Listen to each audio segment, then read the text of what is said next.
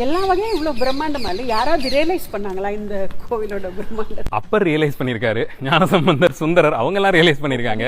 பதிகங்கள் மூலமா இப்படி ஒரு தலம் எங்க இருக்க முடியும், இருக்கிறதுலயே தொன்மையான தலம் இதுதான், இந்த மாதிரி ஒரு தெய்வத்தை எங்கேயும் பார்க்க முடியாது, அடியாருக்கு அருள் தர்றதுல இவர மாதிரி முடியாதுன்றத திரும்ப திரும்ப பாடியிருக்காங்க. 55 நாள் திருவிழா. ஆமா, இங்க பிரம்மோற்சவம் தமிழ்நாட்டில் இருக்கிறதுலயே நீளமான திருவிழா இவருடையதுதான்.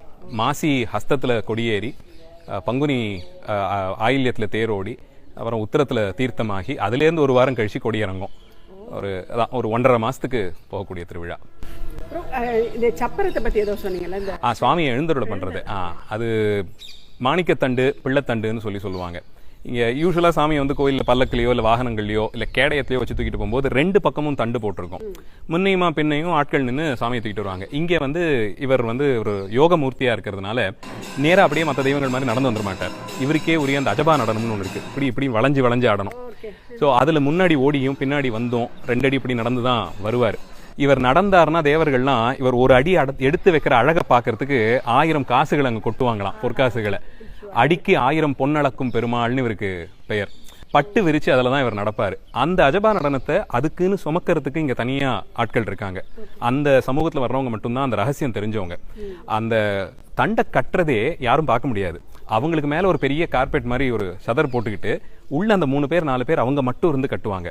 அதுக்கு என்ன பொருள் வச்சு கட்டுறாங்க, அதில் என்ன சூத்திரம் போடுறாங்க, இது யாருக்கும் தெரியாது. கட்டும் போதும் அவங்க மட்டும் சுற்றி ஒரு 20 பேர் அந்த சதரை இப்படி பிடிச்சிப்பாங்க அவங்க மேலே, டென்ட் மாதிரி. அது என்ன பொருள் அவங்க உள்ளே கொண்டு போகிறாங்கன்னு கூட தெரியாது. அதுவும் ஒரு பண்டிலில் சுற்றி இருக்கும். முடிச்சு அதே மாதிரி திருப்பி அதை கழட்டும் போது இப்படியே ஒரு போர்வை மேலே போத்திக்கிட்டு உள்ளே போய் அதை எல்லாத்தையும் சுற்றி அது ஒரு பெரிய பண்டில் ஆக்கிட்டு தான் இவங்க வெளில வருவாங்க. இன்னி வரைக்கும் பாதுகாக்கப்படுற ஒரு பல ரகசியங்கள் திருவாரூர்ல இருக்கிறதுல இது ஒரு ரகசியமா இருக்கு. தேவார பதிகங்கள் இந்த தலத்துக்கு எத்தனை இருக்கு? ஒரு 41 தேவார பதிகங்கள்.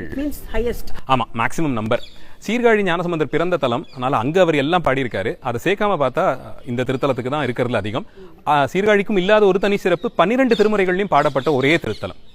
திரு கைலாயத்துக்கு கூட இல்லாத ஒரு சிறப்பு, 12 திருமுறைகள்லையும் பாடப்பட்ட ஒரு தலமா திருவாரூர் தலம் இருக்கு.